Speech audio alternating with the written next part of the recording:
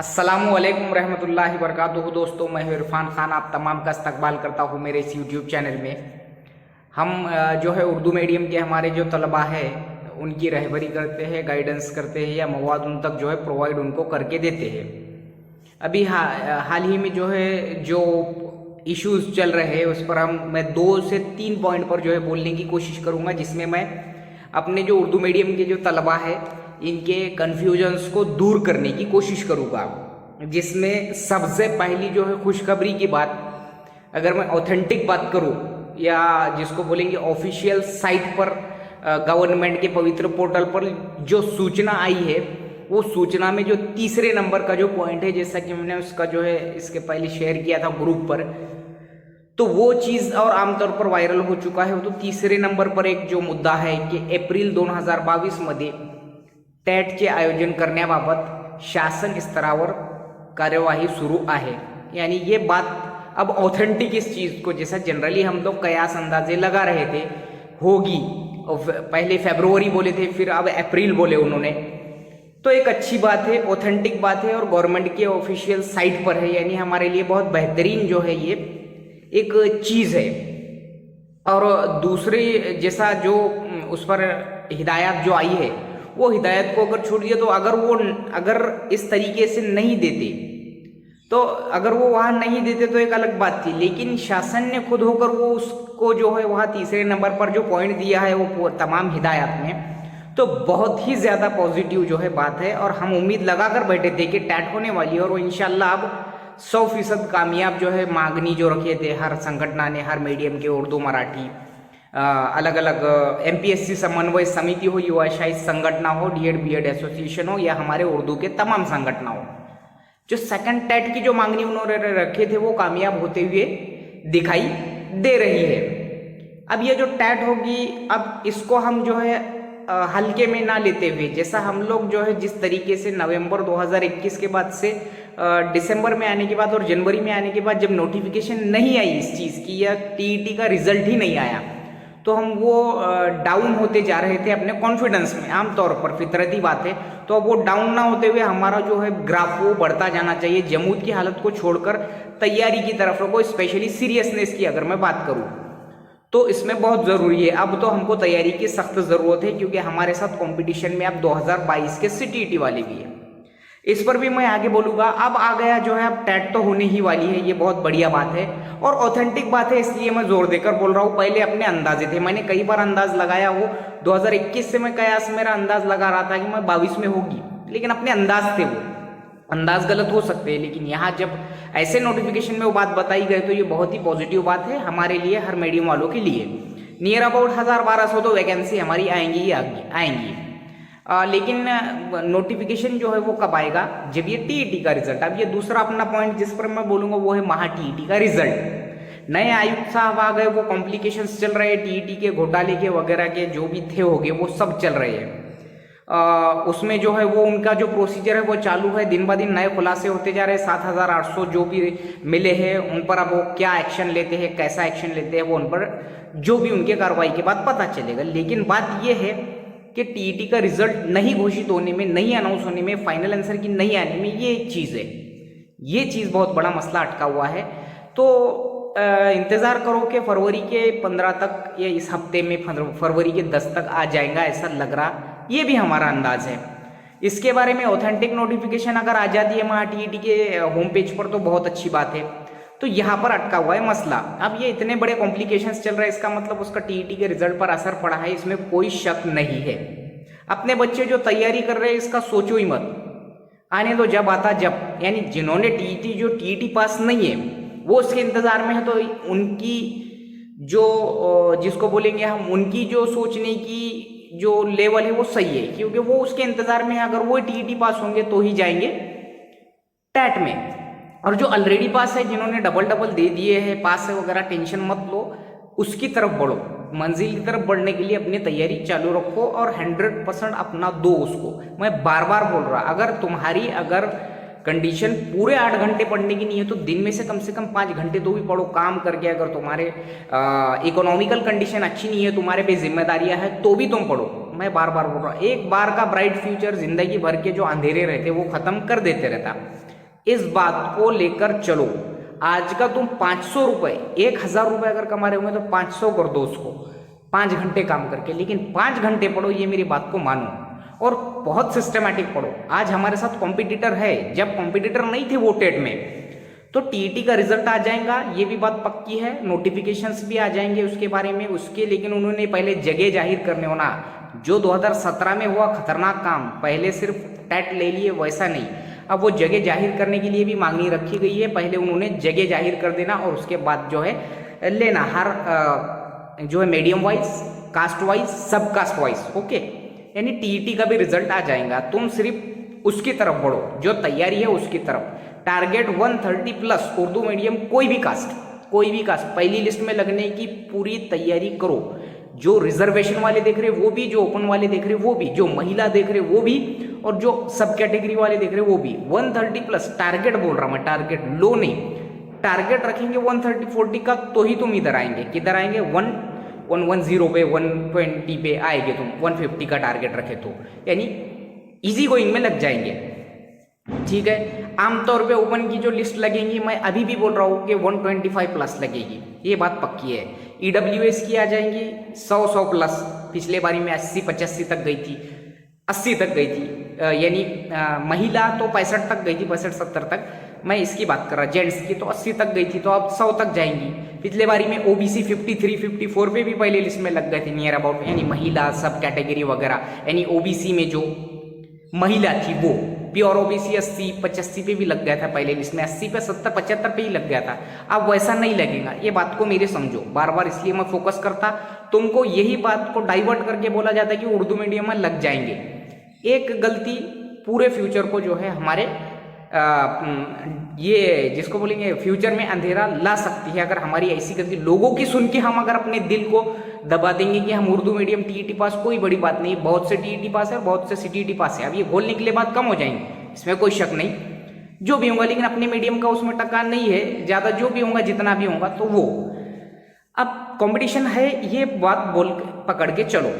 सबसे बड़ी किस्मत उन लोगों की है जो मेरा ये वीडियो अभी जो देख रहे, जो सीटीटी 2022 अभी कल परसों में जो रिजल्ट आया और उसमें जो पास हुए, जो इससे पहले पास नहीं थे, हकीकतन आप लोग बहुत ज़्यादा किस्मत वाले हो कि आप ऐसे वक्त पर सीटीटी पास किए, मौके को गनीमत जानते हुए कि जहाँ 100% आपको फ़ायदा ही फ़ायदा होगा, उसका फ़ायदा ही फ़ायदा, 1 करो कि 2 करो पास, और दोनों कर दिए तो बहुत ही बढ़िया।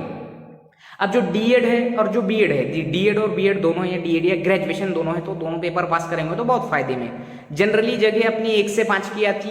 साइंस वाले जो मेरा ये वीडियो देख रहे होंगे, ऐसा समझ रहे होंगे तुम कि हमको वैकेंसी बहुत है, बीएससी वगैरह नहीं है, टीईटी 2 नहीं है, तो ये बात ज़हन में रखो कि वैकेंसी इस बारी में भी जो आएंगी ज़्यादा आएंगी अपनी मीडियम की, मराठी मीडियम की साइंस मैथ्स की वैकेंसी कम इसलिए आएंगी क्योंकि उनके हमारे जो ऑन ड्यूटी है उनके प्रमोशंस हो गए 12वीं साइंस वालों के और बीएससी वालों के, तो मराठी में कम आएंगी अपने प्रमोशंस। उर्दू मीडियम में बीएससी मिले नहीं या 12वीं साइंस ज़्यादा मिले नहीं, जो भी मिले होंगे, यानी प्रमोशंस हुए।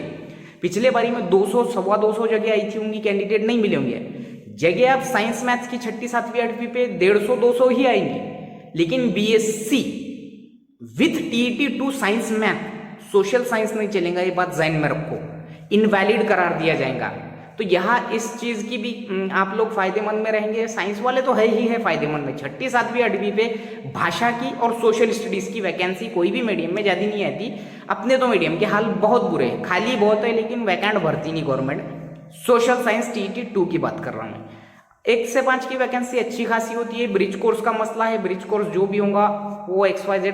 अब सीटीईटी में जो आंसर की का जो मसला है, तो वो तुम्हारे जो आंसर की जो तुम जो चेक कर रहे, वो अगर तुम आमतौर पे ओपन वाले हैं 92 94 पे आए होंगे तो टेंशन मत लो, जो है मतलब 90 प्लस हो गए होंगे, 90 हो गए होंगे। अब वो नॉर्मलाइजेशन अप्लाई अगर वहाँ कर देंगे, तो नॉर्मलाइजेशन अगर वो वहाँ अप्लाई कर देंगे तो आप लोगों को थोड़ा जो है सोचने की ज़रूरत है। अब वो उनके जो है इरादों में है, अगर उन्होंने नॉर्मलाइजेशन अप्लाई करे तो एक तो ज़्यादा होंगे, एक तो कम होंगे। अगर लेकिन आप ओपन वाले हैं 85 पे और 84 पे आए हुए हैं, तो वो 6 मार्क का डिफरेंस जो है ना, यानी कम वाला थोड़ा बहुत ज़्यादा हुआ तो होगा, लेकिन ज़्यादा लेकर थोड़ा भी कम अगर होता है तो कोई टेंशन नहीं, 100 लिए होंगे तो 90 पे आएंगे, 92 पे आएंगे, अगर नॉर्मलाइजेशन अप्लाई करे तो।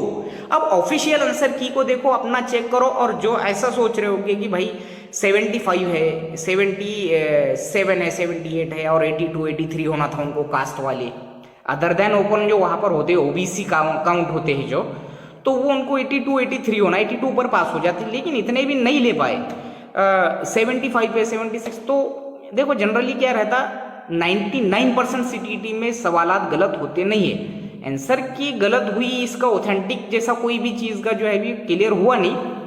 तो जो ओपन वाले 80 50 82 पर आए होंगे और वो सोच रहे होंगे कि जनरली जब वहाँ तक मजल जाएंगी, तो नहीं, जनरली मेरे पहचान में ऐसे पिछले कई सालों से है जो 89 पर आकर अटक गए तो 89 पर ही रहे वो, 80 पर आकर अटक गए कास्ट वाले तो 82 तक नहीं आए वो नियर अबाउट, यानी 99% उनके सवाल गलत होते ही नहीं है।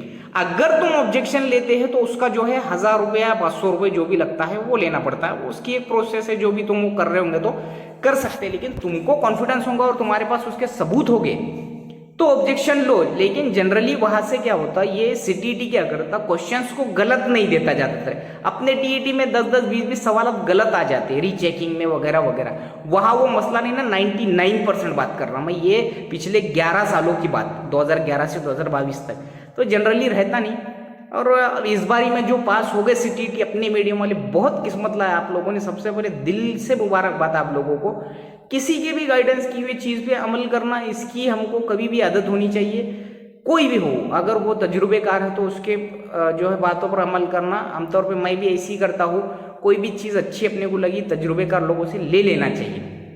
और जो पास हुए बहुत ज़्यादा उनको दिल से मुबारकबाद, और बहुत ही ज़्यादा किस्मत लाया आप लोगों ने। अब महा टीईटी में कौन पास होता कौन फेल होता, अब ये भी देखने की बात है। लेकिन इतनी बात समझो, मैंने 1 साल से, चैनल को 1 साल हो रहा है, मैं 1 साल से बोल रहा हूँ कि टीईटी और सीटीईटी को भले ही जरूरत इसकी 10 साल बाद पढ़ने दो, लेकिन पास करके रखो। लेकिन वो क्या रहता, सिर्फ पढ़ने को अहमियत नहीं है, मैं ये सैकड़ों बार बोल दिया, पढ़ने को नहीं, टेक्निकली तुम्हारा माइंड क्या करता, उस पेपर के सॉल्यूशन के टाइम पे, उस एग्जाम के टाइम पे तुम्हारा माइंडसेट क्या रहता, ये बहुत जरूरी है। दिन में 10 घंटे पढ़ेंगे और सीटीईटी टीईटी में जाकर जो है जंबल हो जाएंगे, ये इसमें हमारी कमजोरी है एक एवरेज माइंड स्टूडेंट की। बाकी तो बहुत ज्यादा शार्प लोग रहते, वो तो इजीली क्रैक करते, लेकिन सीटीईटी एक इजी चीज है। मैं ये बार बार बोल रहा हूँ, CTET easy, CTET is easier than महा टीईटी, कभी भी आसान है, उसको सिर्फ उतने पॉजिटिव वे से लेना पड़ता। इसका मतलब ये नहीं कि ऐसी चुटकी में पास हो जाएंगे, बोल रहा हूं मैं, उतने इजी वे में समझना पड़ता। मैंने 1000 बार बोला हूं कि उर्दू लैंग्वेज 1 और लैंग्वेज 2 में कभी भी इंग्लिश नहीं लेने का।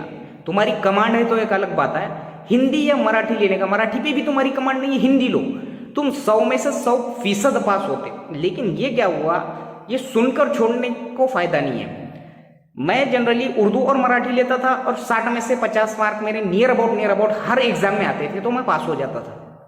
तो ये बात मैंने, ये मेरा जाती तजुर्बा बताया। इवन के 10 से 12 लोगों को 2014 से लेकर तो 2018-19 तक मैंने 10-12 लोगों को ऐसा बताया जो कि 100% पास हो गए 100, 105, 95, 90 ऐसे मार्क लेकर। हकीकत ये सच्चाई है, तो इस चीज़ को जहन में रखो। बाकी अदरवाइज ऑफिशियल आंसर की आई है, उसमें मिस्टेक्स है, वो गलत है। और यूट्यूब वाले जो जनरली किधर भी जो होते हैं, यूट्यूब वाले जो होते हैं वो ऐसा कुछ चीज़ें, ऑथेंटिक यूट्यूबर्स को यकीन करो, अध्ययन मंत्रा हो, एम विद राकेश हो, तुम्हारे जो हिमांशी सिंह हो, ऐसे ऑथेंटिक वालों पे यकीन रखो।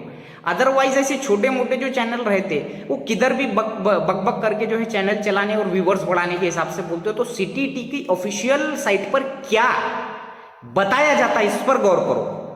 नॉर्मलाइजेशन से लेके तो हर चीज, वो अगर गलत है तो गलत मानेंगे, इसका मतलब नहीं कि वो मानेंगे नहीं, हटधर्मी करेंगे, 100% मानते हो, लेकिन भाई वो गलत होना भी चाहिए। तो तुम्हारे अगर 75-77 आ रहे होंगे या 70 आ रहे होंगे तो अगले सीटीईटी के लिए तैयारी रखो।